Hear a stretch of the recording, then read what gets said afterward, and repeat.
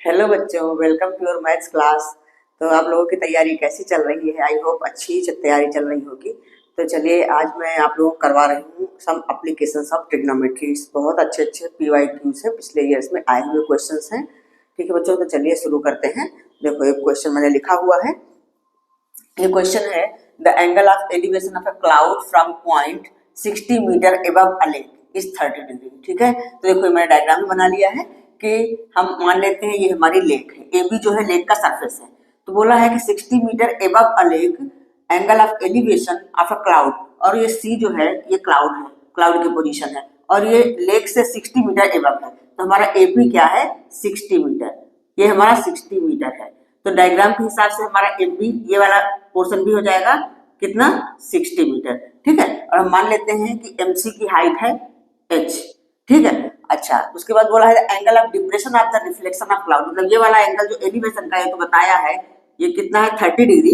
फिर angle of depression of the reflection of cloud, ये cloud है तो क्लाउड का रिफ्लेक्शन लेक में पड़ेगा। हम मान लेते हैं रिफ्लेक्शन ऑफ क्लाउड है सी डैश, तो उसका एंगल ऑफ डिप्रेशन इसी पॉइंट से क्या है? 60 डिग्री। दैट मीन्स ये वाला एंगल है 60 डिग्री।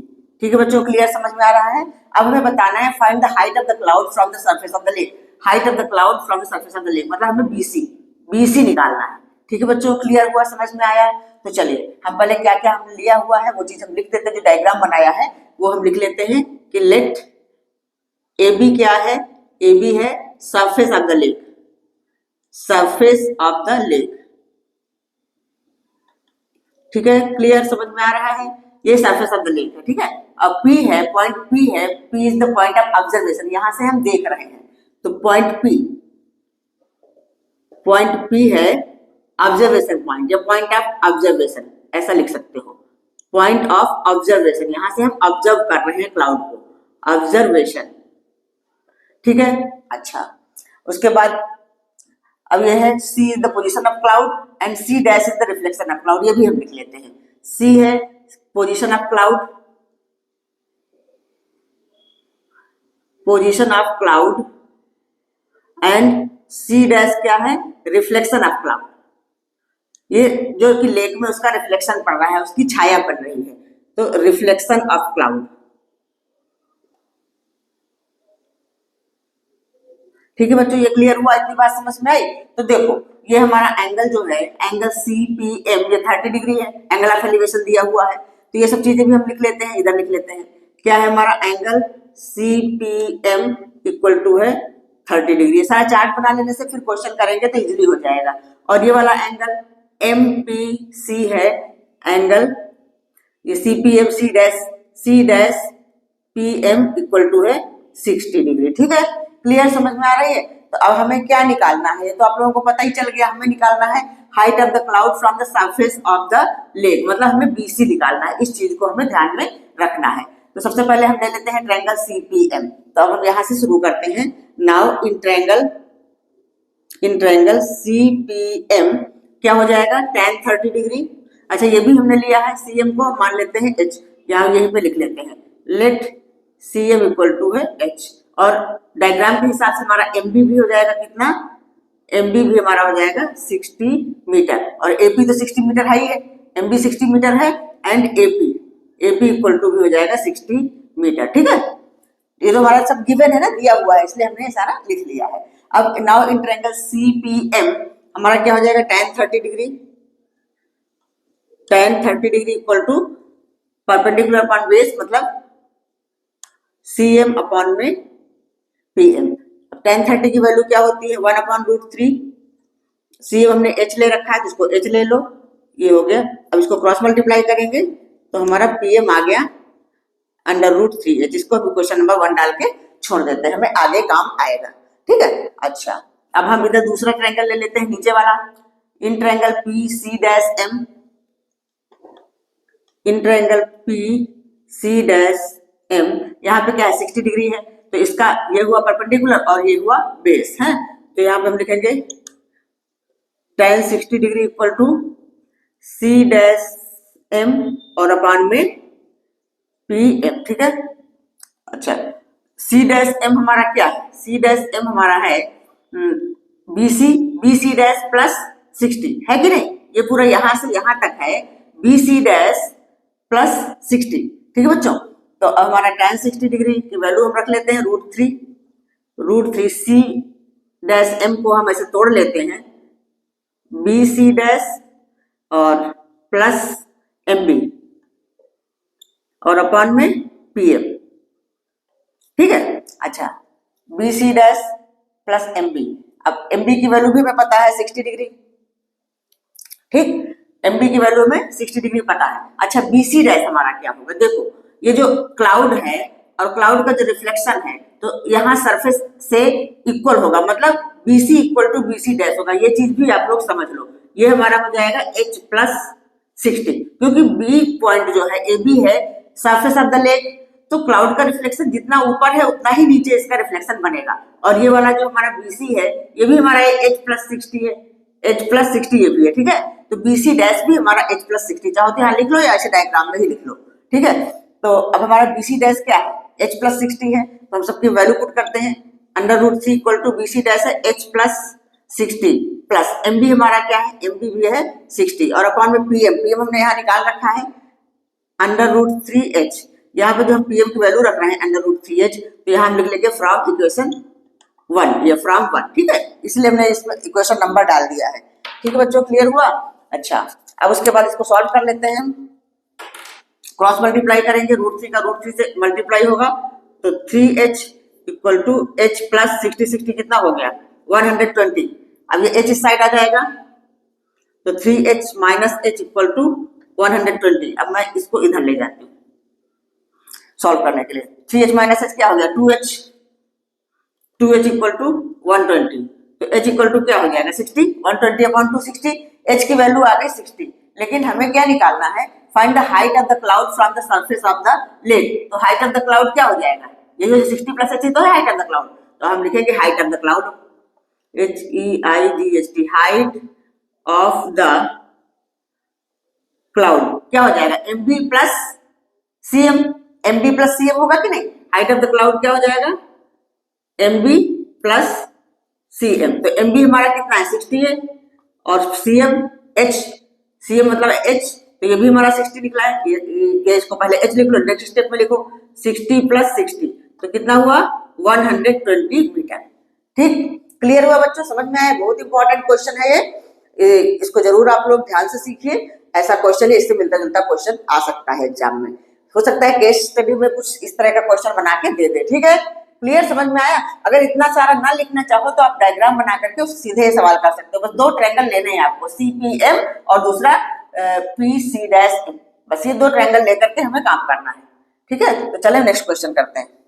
हाँ बच्चों देखिए, ये क्वेश्चन है, बहुत ही अच्छा क्वेश्चन है, रिवर और उनके बैंक का क्वेश्चन है, ये कई बार आ चुका है एग्जाम में। तो क्वेश्चन है from a point on a bridge across a river.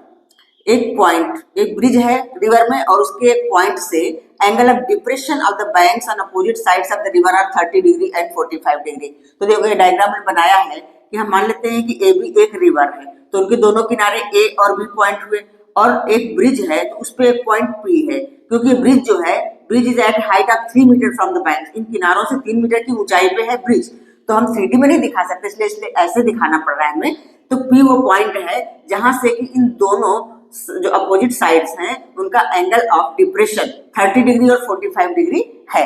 ठीक है, तो हमें निकालना है विड्थ ऑफ द रिवर, मतलब हमें AB निकालना है, width of the river AB निकालना है। ठीक है, और ये हमारा जो PD है ये 3 मीटर, इसको हम लिख लेते हैं 3 मीटर, क्योंकि यहाँ दिया हुआ है ना bridge is at a height of 3 metre, उन दोनों किनारों से ब्रिज जो है इतनी 3 मीटर की हाइट पर है, तो उसी पर एक पॉइंट है जहां से एंगल ऑफ डिप्रेशन बन रहा है उन दोनों किनारों के किसी पॉइंट पर। ठीक है, रिवर के दोनों किनारों के किसी पॉइंट पे एंगल ऑफ डिप्रेशन है 30 डिग्री और 45 डिग्री बन रहा है, तो इस क्वेश्चन का डायग्राम ऐसे बनाना पड़ेगा। ठीक है बच्चों, तो हमें निकालना है width of the river, that means AB निकालना है।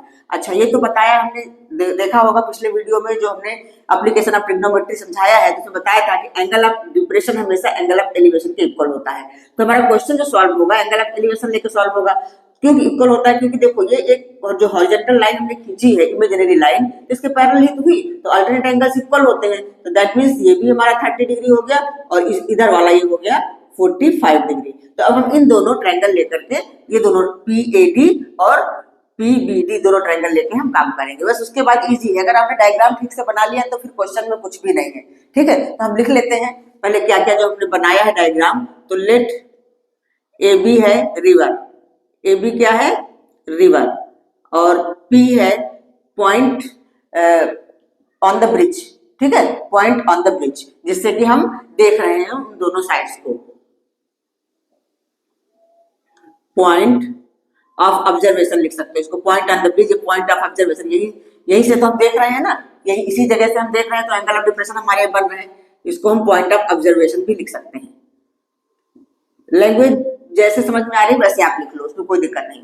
अच्छा, अकॉर्डिंग टू क्वेश्चन PD हमारा कितना दिया हुआ है, DP या PD जो भी लिखो, PD इक्वल टू है 3 मीटर, और ये एंगल हमारे 30 डिग्री और 45 डिग्री है ही है, क्योंकि ये हमारा एंगल PAD, ये हमारा एंगल PAD इक्वल टू है 30 डिग्री, और एंगल PBD इक्वल टू है 45 डिग्री। हमने जब डायग्राम बना लिया तो बस उसके हिसाब से अपना हम ये सब लिख करके क्वेश्चन को सॉल्व कर लेंगे। अब इजी हो गया ना। अब ले लेते हैं हम एक ट्रायंगल PAD। अब इन ट्रायंगल PAD क्या है, tan 30 degree, tan 30 degree equal to हो जाएगा PD अपॉन में AD। ठीक है, अच्छा, tan 30 की वैल्यू क्या होती है 1/√3, और PD हमारा दिया हुआ है 3 अपॉन AD। तो AD क्या हो जाएगा, क्रॉस मल्टीप्लाई करेंगे तो AD इक्वल टू हो जाएगा 3√3 मीटर। ठीक है, ये हमारा AD निकल गया, इतना निकल गया। अब दूसरे ट्रायंगल से BD निकाल लेते हैं, फिर दोनों को जोड़ देते हैं बस। अब in triangle PBD tan 45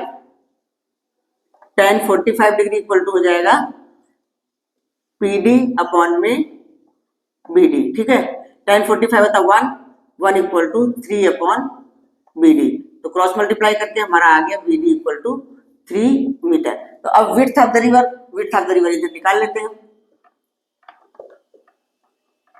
width of the river क्या हो जाएगा, AD प्लस BD। AD हमारा निकला है 3√3 और प्लस 3। अब हम 3 अगर कॉमन ले लेते हैं तो √3 + 1 मीटर, बस इतना हमारा आंसर आ गया।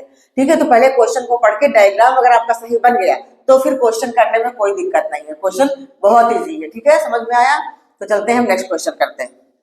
हाँ बच्चों, देखिए क्वेश्चन है, बहुत इंपॉर्टेंट क्वेश्चन है। देखिए पढ़ते हैं क्वेश्चन क्या पूछ रहा है। The shadow of a flag staff is 3 times as long as the shadow of the flag staff when the sun rays meet the ground at an angle of 60 degree।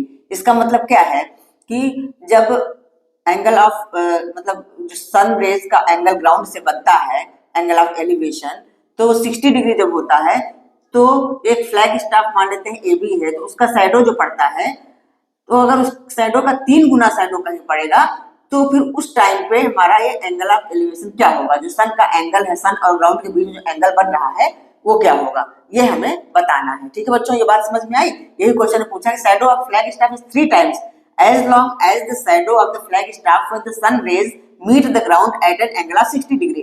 जब sun rays ground को meet करती है at an angle of 60 degree, तब जो shadow बनती है उसका 3 गुना shadow बनती है जिस पॉइंट पर, तो उस पॉइंट पर सनरेज और ग्राउंड के बीच का एंगल क्या होगा, हमारे क्वेश्चन में ये पूछा गया है। ठीक है, तो हम मान लेते हैं कि let AB is the flag staff, तो यही हम लिख लेते हैं कि लेट AB क्या है, फ्लैग, ये हमारा फ्लैग स्टाफ है। ठीक है, अच्छा BC क्या है, BC है इसकी shadow, shadow of the flag staff, तो BC है हमारा शैडो ऑफ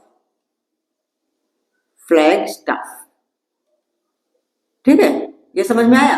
अच्छा, अब BC को हम मान लेते हैं X है BC। ठीक, तो इसको हम इक्वल टू X ले लेते हैं। अच्छा, उसके बाद BD क्या है, BD हमारा इसका 3 गुना शैडो बनाएगा वो है। ठीक, तो BD है 3 times द शैडो, ये 3 times BC, BD equal to 3 times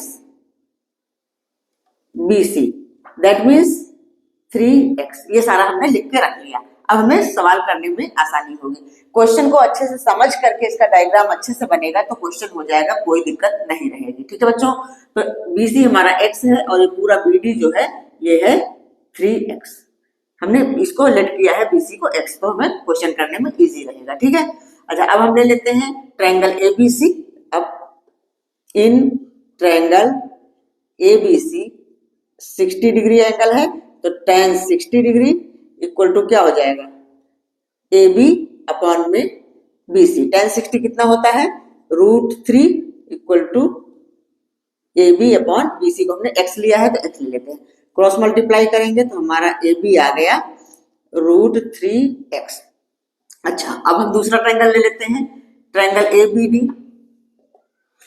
in triangle A B D, ये है थीटा, हम हमारा angle A D B equal to theta, ये भी हम लेट कर लेते हैं, ये लिख लेते हैं, let angle A D B equal to theta, क्योंकि ये एंगल तो अननोन है, ये हमें पता नहीं, हमें पता करना है, तो क्या होगा tan theta,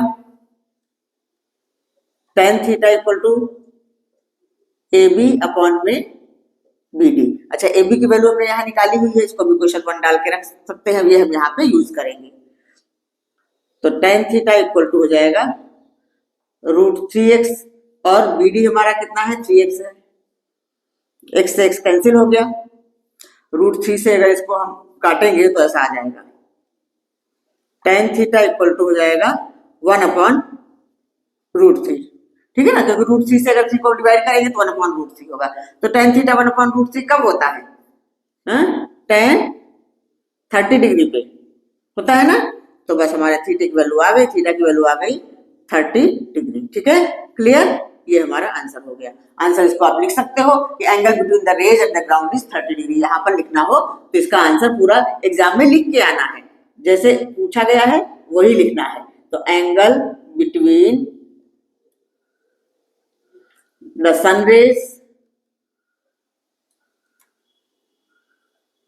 raise and ground equal to 30 degree, ठीक है, ये हमारा कंप्लीट आंसर हुआ। ठीक है बच्चों, क्लियर हुआ, तो आई होप आप लोगों को समझ में आया होगा। आज ये मैंने 3 क्वेश्चंस करवा दिए हैं, तो एग्जाम बिल्कुल पास में है, इसलिए ज्यादा बर्डन नहीं लेना है, नया कुछ नहीं करना है, जो आपने सीखा हुआ है बस वही रिवीजन करना है। तो ये रिवीजन के लिए ही मैंने ये क्वेश्चंस करवा दिए हैं।